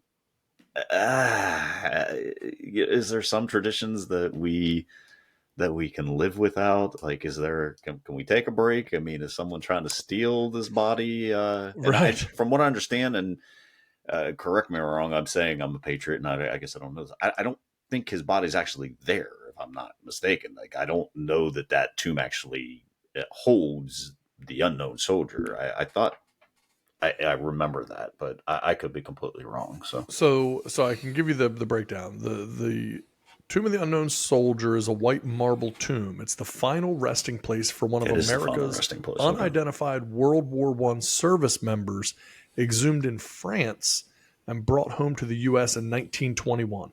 Since then, 2 other unidentified soldiers have also been laid to rest at the tomb in 1958 and another in 1984. So there you have it. So they are there. See, this is what's probably going to happen, is something bad is going to happen to one of the soldiers that are guarding it.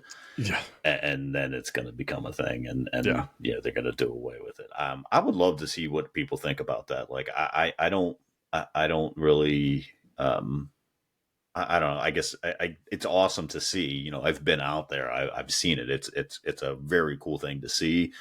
But I mean, you know, you're talking in inclement weather, and that area has gotten hit by some bad weather before. Yeah. I wonder what other people think of that. Like, yes, hey, it's a tradition. It's an American tradition. Or, you know, if people are like, yeah, they could probably take a break every now and again. So right. Imagine 24 being hours Christmas. a day. Like, like on Christmas, you're guarding that, you know, on New Year's, just walking back and forth right now while we're filming this. Someone is just walking back and forth by themselves at the Tomb of the Unknown Soldier. There is something called the Society of the Honor Guard. And according to the Society of the Honor Guard, the Tomb of the Unknown Soldier's guard has contingencies if the weather conditions put a soldier at risk, including for lightning and high winds. The old guard continued its watch even during Hurricane Isabel in 2003, which brought 6 to 8 foot storm surges to parts of Virginia. So I don't know what their contingencies are unless it's literally like you have to be struck by lightning, because they're saying like, oh, well, we have contingencies for that. But it's pouring rain, it's tornadoes and hurricanes and lightning and everything else. And you're still out there doing it. So I don't know what needs to happen. Yeah. That's so. Like I said, it's a cool tradition. I just, I couldn't imagine even those soldiers would want another soldier to lose their life guarding them. So a tree branch comes down or something. It's just it could be any number of things. Yeah, exactly. Yeah. I just thought it was pretty fascinating that like we don't think about it, but in reality, like again, that's a person. That's their day of work. And like you get home that day, and whether it's crazy hot outside and you're wearing a full military uniform, whether it's pouring rain nonstop, it's freezing cold, whatever it is, and it's like you get home at the end of the day, you just microwave your dinner and sit down and check to see if the Orioles announcer has been allowed to come back to call in the games. That's it. Like that's your day. It's like that's a day of work, man. You clock out and you head home after that, man. I assume, and so I don't want to get it. I don't want to twist. I'm sure those people consider it an honor to do something like that. I'm just assuming. I'm assuming that's not just a paycheck for them. I'm assuming it's something that's of honor to do. I just. Maybe let's take a break whenever it's 118 degrees outside with Virginia humidity of 97%. Like I said, I just don't think those soldiers would want another soldier risking a life over a soldier that's no longer here on this earth. So. Yeah, it's like, can we give them a folding chair or something at least to sit down? Do they have to really go back and forth? It's the Seinfeld episode. Remember when the security guard was standing? Fell asleep. So this is what happens when you give when you're not guarding it. Someone's going to come and rob the tomb. Someone robs the tomb of the unknown soldier. Because they heard they were buried with gold. That's right. Gotta get in there. I've been waiting since 1937, but they've always been here. Take a break. Jeez.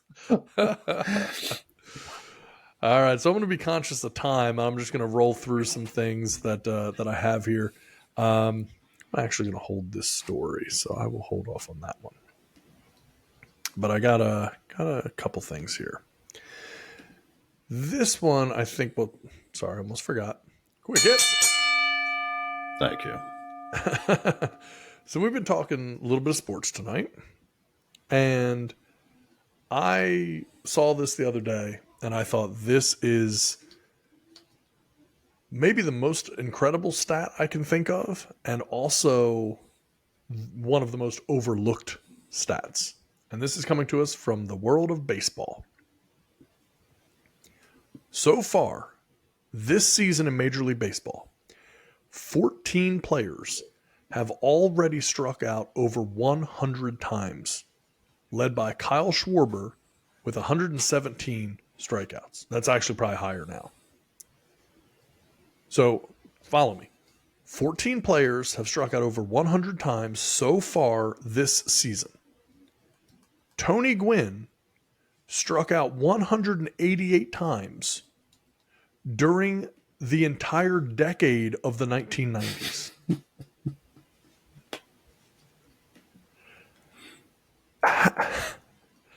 How is that not something that gets talked about pretty much all the time? Like, how would that not be one of the most incredible things that you can think of? I mean, am I wrong here?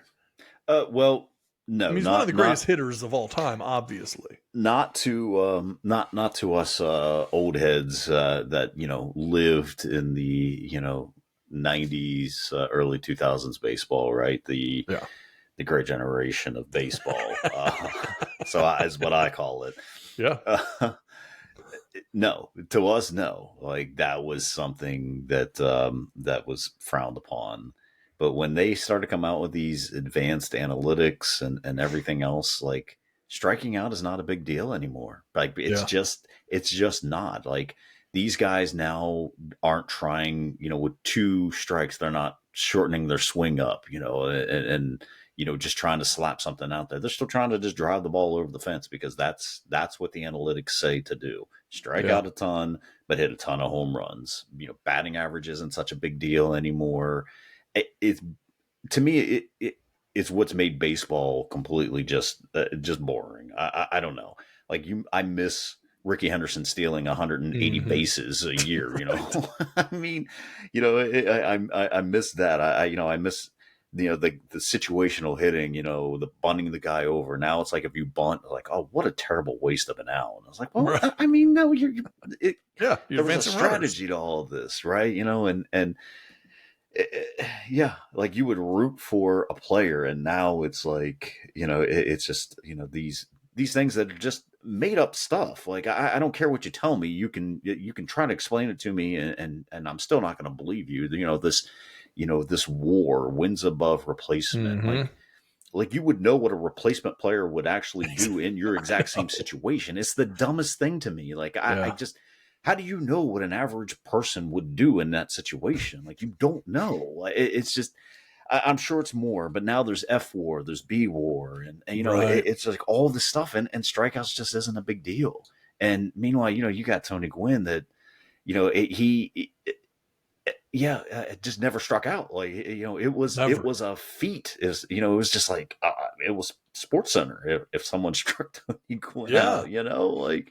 Well, to give you an idea, so Tony Gwynn struck out 188 times during the decade of the 90s, okay, for the whole decade.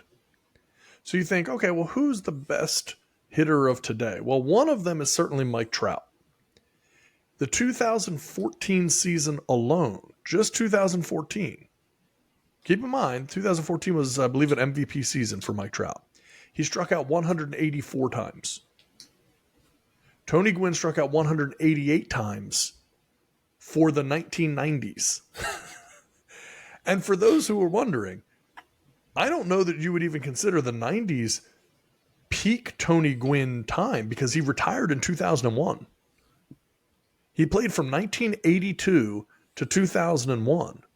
So, I mean, that's kind of like, it is technically the second half of his career. So in his prime, but also potentially past his prime. There at the end. But even if you look at, I'm trying to see like the last season that he played. Okay, so 1999, Tony Gwynn, because he had injury and health issues. So his last two seasons, he played 36 games and then 71 games. But he played 111 games in 1999. He struck out 14 times for the season. It's insane. It's insane. No, and this was always the knock on someone like Joey Votto. Joey Votto, Cincinnati Reds, great, all-time great, really. Like never got the due he would deserve because people would say he took too many walks. Right. Like instead of trying to use all that power he had, he was okay with taking a walk. And it's like, this is insane to me. Yeah. That's your job. He should strike out trying to smash the ball. And maybe there's stats that back that up. I don't know. I don't want my life to be built around all these stats. Like I just want to see, smart baseball, good baseball. And that's what it was for me in the 90s. It was just, it was just play smart, get on base, get the runner over. I mean, it was fun to watch. And now it's like everyone's just trying to, it's all about launch angle and everything else. And you'll strike out, you'll strike out 180 times in a season and still win MVP because that's the way we play baseball now. So it's crazy how much has changed. It's different. I mean, it's not my cup of tea. I mean, I'll still watch baseball, but it's not anything I enjoy as much as I used to. I mean, and I guess you get older, you just stop enjoying things as much as you used to. But I promise I like football just as much as I like football back in the day. Right. I don't like the way defenses have to play these days. That I'm not a big fan of that. But yeah, it's crazy the way it is now with baseball. It's just and man, it just. Like you said, it's almost like Tony Gwynn was underrated.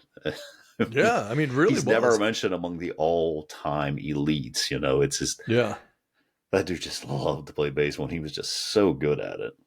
Well, I mean, to give you an idea, 1999, as I mentioned, Tony Gwynn played 111 games. This is, again, his last significantly played season. After that, he played 36 games, 71 games, and then he was retired. So this is the last season that he played a significant number of games. 111 games. That season, he batted .338, and he struck out 14 times. Unbelievable. Now, Mike Trout, 2022, last year, played 119 games. So this is a very close comparison. Tony Gwynn played 111 in his second to last season. Mike Trout played 119. Mike Trout batted .283 and had 139 strikeouts. And he's in the prime of his career.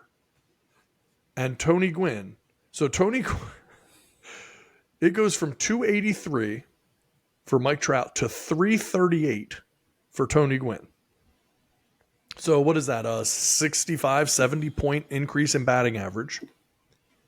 And then it goes from 139 strikeouts to 14 strikeouts for Tony Gwynn.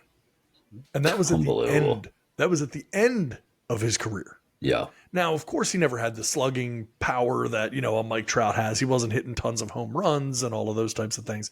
He wasn't going to be that guy. But even in that season, I mean, this is a guy that had 62 RBIs and, again, he's at the end of his career, hit 10 home runs. But, when you think about what these people do, and not for nothing, Mike Trout only had 80 RBIs for that season that he, his 119 game season. Yeah. So they were very, very close, even in RBIs. So if you look at it, Tony Gwynn at the very end of his career hits for like 65 or 70 points higher in batting average than Mike Trout, just on the other side of his prime, has a few less RBIs, but also there's an 8-game swing there. So we'll call it comparable, but less RBIs. But also 100 and however many fewer strikeouts. 14 strikeouts to 139. Yeah. So about 115 or so fewer strikeouts at the very end of his career. So amazing. It is unbelievable. I mean, if you look at Tony Gwynn, his batting average over the seasons that he played, and he played, again, from 1982 to 2001. So 1, 2, 3, 4, 5, 6, 7, 8, 9, 10, 11, 12, 13, 14, 15, 16, 17, 18, 19, 20 seasons. Out of 20 seasons, do you want to take a guess how many times Tony Gwynn batted below 300 for the season? Ooh. Under 300. Tony Gwynn batting under 300, 20-year career. How many of those seasons did he bat under 300? Half of them? One. His rookie year, he played 54 games. He batted .289. That is the only season that Tony Gwynn ever, including his last year, his final year, he batted .324. Wow. His best year was arguably 1994. He batted .394. Yeah, that was the chase for 400 right there. I remember that one. Yeah.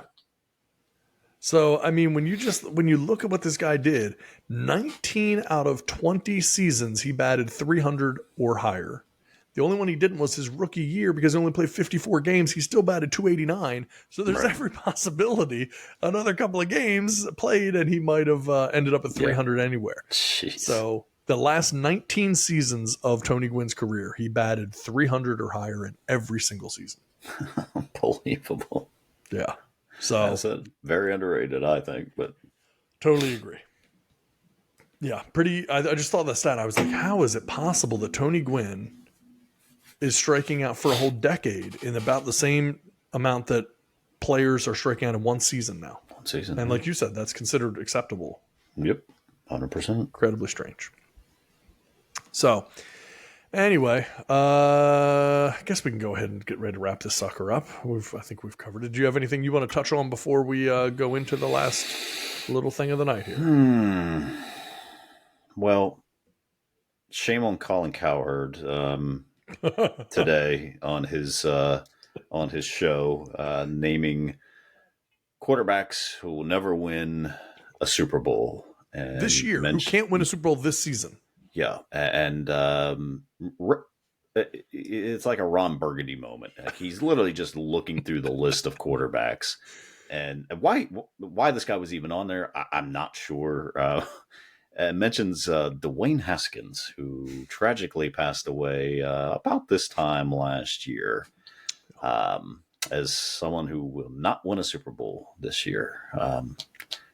Yeah, I haven't seen if he's come out with an apology or hey, I'm an idiot. I was just doing a Ron Burgundy moment here, but very, very, very terrible. Well, so that's clearly the worst. But if you look at the list, Blake Bortles is on there. EJ Manuel is on there. These guys have been retired for years. They're not even in the league. So what are you talking about? They're not going to win a Super Bowl this year. Clearly, they're not even playing professional football this year. How in the world could you? So you have a dead guy and a bunch of retirees. Johnny Manziel was on the list as quarterbacks who can't win a Super Bowl this year. We know technically they can't win a Super Bowl this year because they're not in the league. Like, is that what you're going off of? Technically win a Super Bowl this year. Yeah, why aren't you on that list? Yeah, Johnny Unitas. Like, right. yeah, I guess not. That's right. He's a dark horse for sure. Yeah, as good as he was, Joe Montana's not going to win a Super Bowl this year. Yeah. It was a very odd segment to say the least, but then he had to have hurt himself, and then I don't know if it's just arrogance or embarrassment. Like, my goodness, let me stop that. I don't even know why he's on this list, and throw it back on the producers or something. You're right, right. Like, guys, what are we doing here? Who put this list up? Yeah, Sorry. Yeah. Just he's getting blasted for it too, so and rightfully so. My goodness gracious, so yeah. That's a good one. And a bizarre one too. So I look at the list, it's like definitely the Dwayne Haskins one, since he's dead and all, that definitely is getting the attention. But it's like that list is flawed in many other ways. It's not a one-off mistake, Yeah. No. The guys that are currently on the NFL pension fund, and you're like complaining that they're not going to win. Yeah. Okay, bold take, I guess. Hard to argue. I mean, that's the thing. He's painted himself in a corner. It's like, of course he's right. I mean, no one can dispute what he's saying. These guys can't win this season. Yeah. Rumor has it ESPN's looking to bring him in too after his Fox deal. I've heard that. Yeah. I've heard that. I'm not a fan. No. I've never been, but I've never been a fan of a lot of those guys. So agreed. Yeah. Agreed. All right. Well, I've got one little thing left. As we always do, we like to end with some little interesting bit of trivia or an interesting story. This one's very short, very sweet, but man, pretty crazy how the world would be different if things had just played out slightly differently. In 1973, FedEx had $5,000 in the bank and a $24,000 fuel bill. Founder Fred Smith could not get a loan fast enough to keep the company in business. He took the $5,000, the last $5,000 the FedEx had in the bank. He went to Vegas and he won $27,000 playing blackjack, buying time to raise more money. Today, FedEx as a company generates more revenue than the casinos on the Las Vegas Strip. Oh my gosh. Can you imagine? He was that close to FedEx just not existing. He took the last $5,000, went and played blackjack, won $27,000, and was able to keep the company in business and managed to get that ahead. time too, that kind of money in crazy. 1973. Yeah. Yeah, we got some stories of some of our crew, including Hefe, Oh, yeah. going to Vegas to pay for his trip. So Yes, very much so. yeah, Yes, his yeah. mode of paying for the trip was was based on luck when he got there. It was a flawed premise, but it did end up working out. it worked out great. He had a great trip, that's for sure. Worked out well. Because T-Rock and I had fronted the money for him to be there. And then when we were quite surprised when it turned out that his strategy on paying us back was based on luck. That had not been discussed. He's not here to defend himself, but it was pretty funny. It was like, yeah, guys, that was my only money. And everyone was like, what do you mean? And you couldn't get mad because he won. Yes, it worked, but thankfully. Oh, goodness gracious.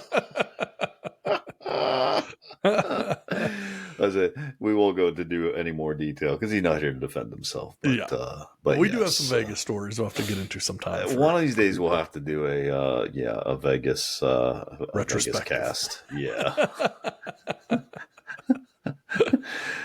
A lot of years were shed off of us. Years and tears. Oh my gosh. Yeah, I think we all went through the ringer out there at one point or another in Vegas. That'll be fun. We'll have to do one of those one of these times because there's so many stories. I think people will get a kick out of them. Yeah. Oh, I mean, and honestly, I mean, I'm not going to name any names now because we don't want to ruin it for the episode, but I mean, gambled with some celebrities. We've got a lot of interesting celebrity stories from time spent in Vegas and people that stayed in crazy suites right up the hall from our suites. And, we've got some stuff, man. Oh yeah. Yeah. Yeah. Literally running into, probably the biggest person on the planet. Yeah. Yeah. So we'll do a Vegas retrospective episode one time. We'll do that as a special. That'll be fun. Yeah, that'll be fun. That'd be a good one to do. All right. Well, with that having been said, I think we'll go ahead and wrap this puppy up. So we appreciate it. Thank you for listening to our global audience. We appreciate you, and the Army grows every day. We're happy to have you all, and we will continue to do our best to continue to keep you entertained. So with that having been said, have a good night, everybody. We'll talk soon. See ya.